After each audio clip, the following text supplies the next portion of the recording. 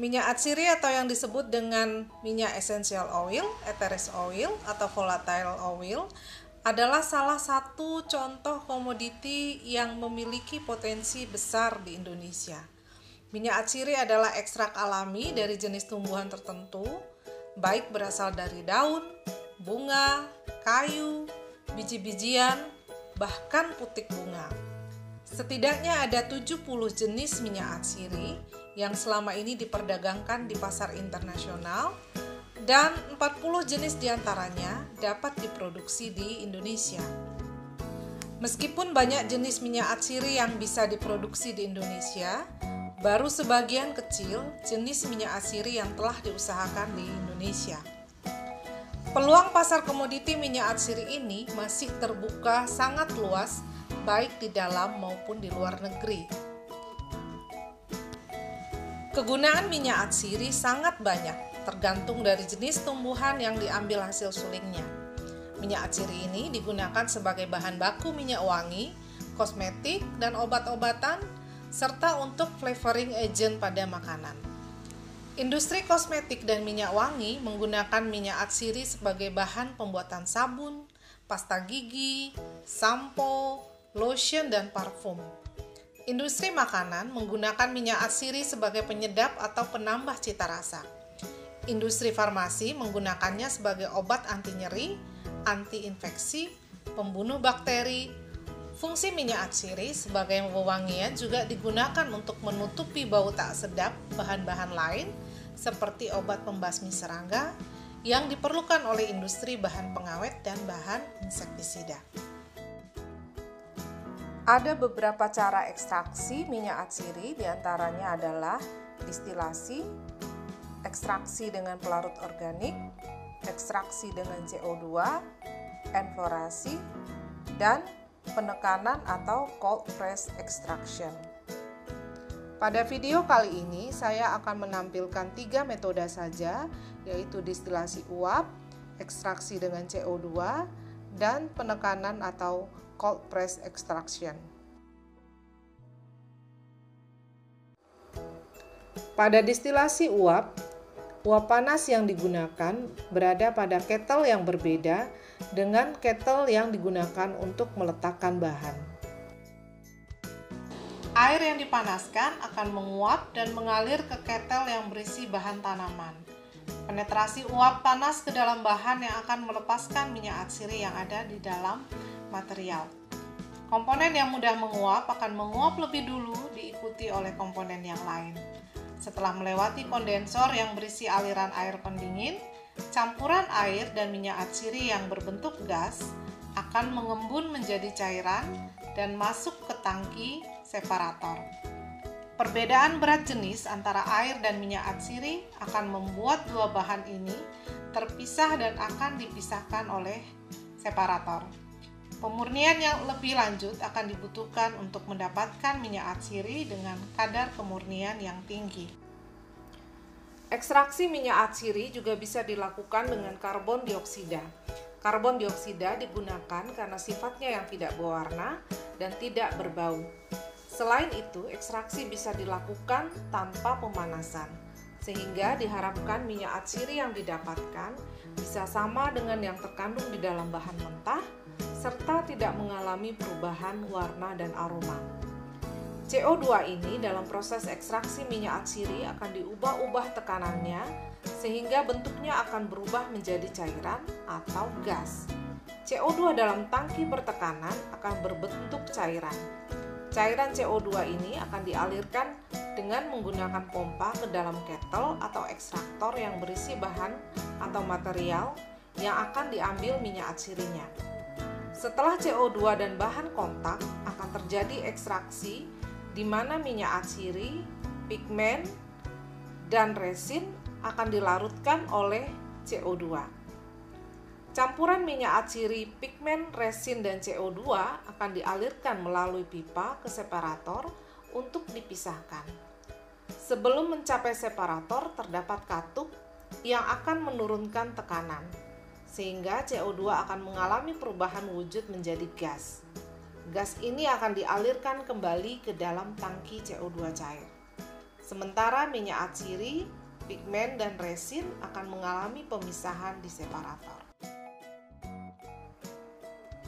Pada metode cold press extraction atau ekstraksi dengan menggunakan tekanan mekanis, biasanya metode ini digunakan untuk mengekstrak minyak atsiri yang terdapat pada buah.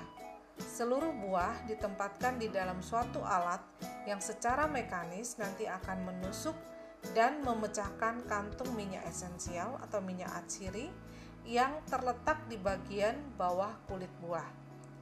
Minyak atsiri dan pigmen akan mengalir ke alat pengumpul. Seluruh buah tadi akan ditekan dan diperas untuk mengeluarkan sari dan minyaknya. Minyak dan sari buah yang dihasilkan masih mengandung padatan dari buah-buahan, seperti kulitnya, dan harus dipisahkan padatannya dengan penyaringan dan kemudian disentrifugasi untuk memisahkan minyaknya dan juga sari buahnya.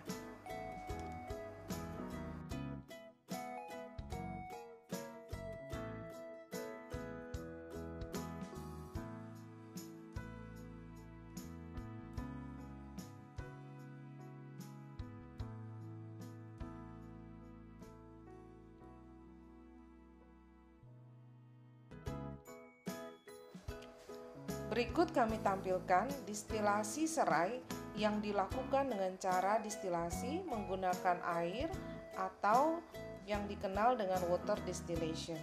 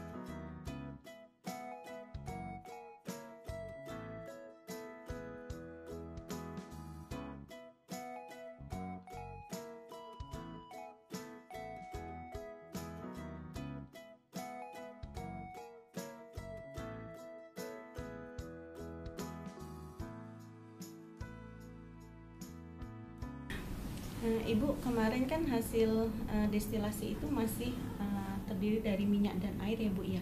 Nah itu untuk menghasilkan minyak atsiri yang murni itu harus menghilangkan airnya. Nah itu untuk menghilangkan airnya itu sendiri bagaimana Bu? Iya, pada saat kita distilasi itu memang yang menetes ya. Pada saat distilasi itu memang campuran air dan minyak. Nah minyak itu jumlahnya hanya sedikit kan, sementara airnya jauh lebih besar. Sehingga yang pertama yang harus kita lakukan adalah memisahkan air yang tadi jumlahnya besar itu. Nah biasanya kita lakukan secara manual. Nah kalau di lab kita bisa menggunakan alat kaca, separator yang di bawahnya ada keran ya, semacam keran. Karena si minyak dan airnya itu terpisah dalam dua fase, sehingga airnya begitu kita buka keran air akan mengalir. Nah untuk menghentikannya ya secara manual, jadi kita hentikan sehingga kemudian kita dapatkan minyak yang sudah terpisah dengan air. Tetapi tentunya di dalam minyak tersebut masih ada sebagian kecil air yang tidak bisa kita pisahkan secara manual dengan alat tadi, sehingga kita perlu menambahkan suatu komponen kimia yang sifatnya menyerap air. Nah, salah satu contohnya adalah sodium anhidrat. Dia akan mengikat air, kemudian setelah dia mengikat air kita saring, sehingga kemudian kita dapatkan minyak atsiri yang sudah murni. Berarti setelah dihasilkan minyak atsiri yang murni tadi Bu udah siap di packing ya Bu ya. Nah ada syarat khusus tidak Bu untuk packingan dari minyak atsiri itu? Ya, nah biasanya kita kalau menyimpan liquid itu kan kita mau nampilkan warnanya ya, jadi antara satu jenis dengan jenis lain kita bisa lihat bedanya. Misalnya seperti yang di depan ini yang botol bening. Tetapi khusus minyak atsiri biasanya kita akan simpan di dalam botol-botol seperti yang di depan ini yang warnanya gelap. Nah, ini ada tujuannya. Nah, si minyak atsiri ini dia mudah sekali teroksidasi dengan kehadiran cahaya. Jadi akan terjadi yang namanya fotooksidasi.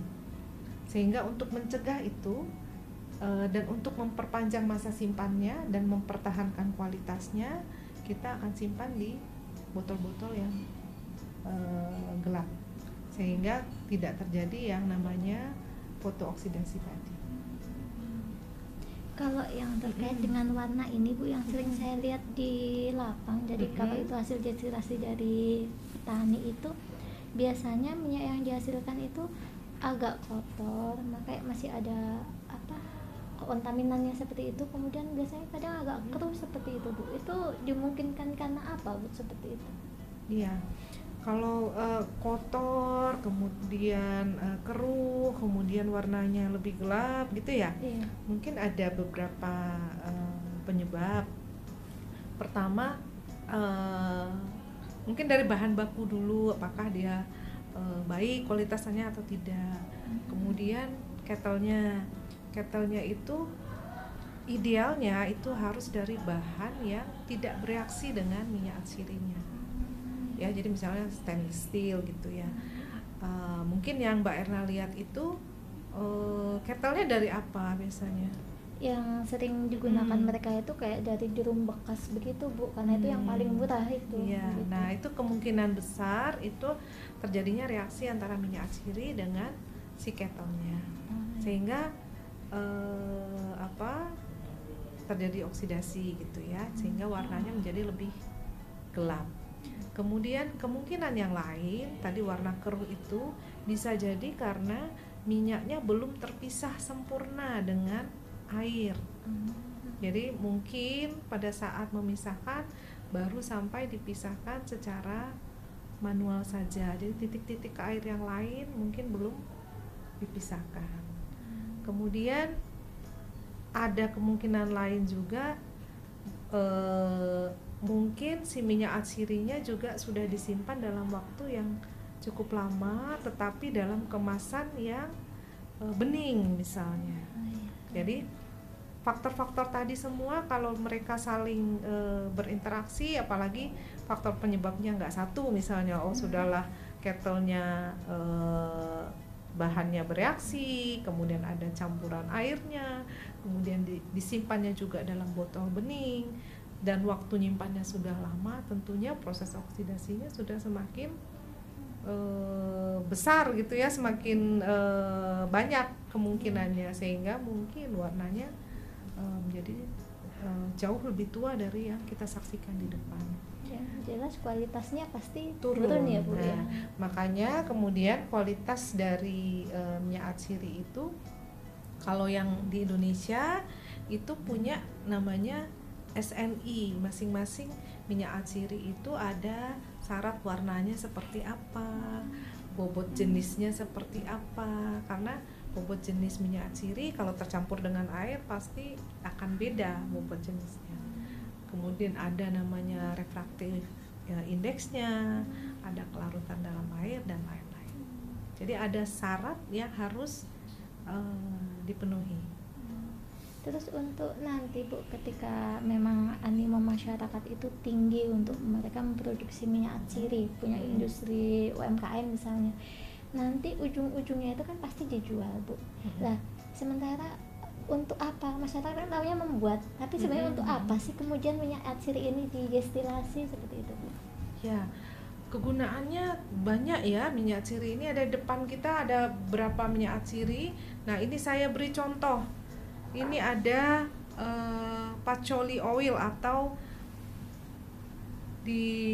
kita kenal minyak nilam. Nah minyak nilam ini biasa digunakan untuk parfum ya, jadi bentuknya daun yang diekstrak atau didestilasi. Kemudian ada ini bergamot, ini sejenis jeruk. Nah ini buah yang di ekstrak ya.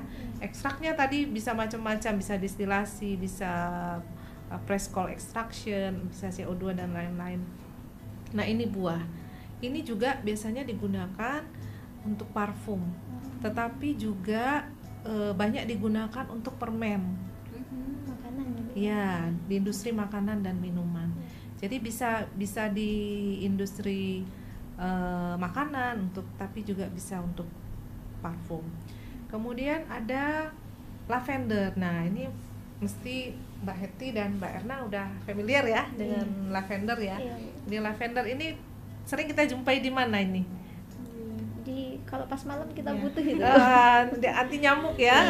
Anti nyamuk. Jadi dia selain sifatnya sebagai anti serangga, dia juga memberikan aroma yang tidak mengganggu, malah cenderung menyenangkan ya, memberi rasa nyaman. Kalau misalnya anti serangganya itu baunya tidak enak, mungkin kita nggak tidur dengan nyaman kalau pakai anti nyamuk yang lain gitu ya. Jadi lavender ini biasa dipakai untuk anti nyamuk. Kemudian ini ada deretan yang lain, ada jahe, kemudian ada cengkeh, ada teh, ada serai, kemudian ini ada lemon, ada ini kebetulan sama ini cengkeh juga, kemudian peppermint. Ini mungkin dalam sehari-hari kita sering ya pakai peppermint, ya kan, yang baunya peppermint. Pegel-pegel pakai yang minyak sereh yang anget atau minyak jahe yang anget. Jadi ini minyak-minyak atsiri yang beberapa tadi yang saya sebutkan bisa digunakan untuk kesehatan gitu ya. Terutama kecuali yang teh ya. Kalau yang teh biasanya hanya untuk industri pangan. Yang lain bisa untuk pemberi rasa nyaman, mengobati gatal, menghilangkan pusing dan lain-lain. Nah, tapi yang jahe, kemudian cengkeh, teh, serai, lemon, peppermint itu juga banyak digunakan dalam industri pangan. Ya, biasanya untuk pemberi cita rasa dan juga pemberi aroma. Ya, demikian juga yang untuk kosmetik, sabun, sampo dan lain-lain. Jadi memang luas banget ya Bu ini ya untuk penggunaannya, dan ini kelihatan perspektif sekali sebenarnya ketika itu diusahakan atau digiatkan industrinya seperti itu. Ya, demikian tadi sekilas tentang pengolahan minyak atsiri di Indonesia dan perkembangannya, baik dalam segi bahan bakunya, kemudian pengolahannya, dan juga pemurniannya.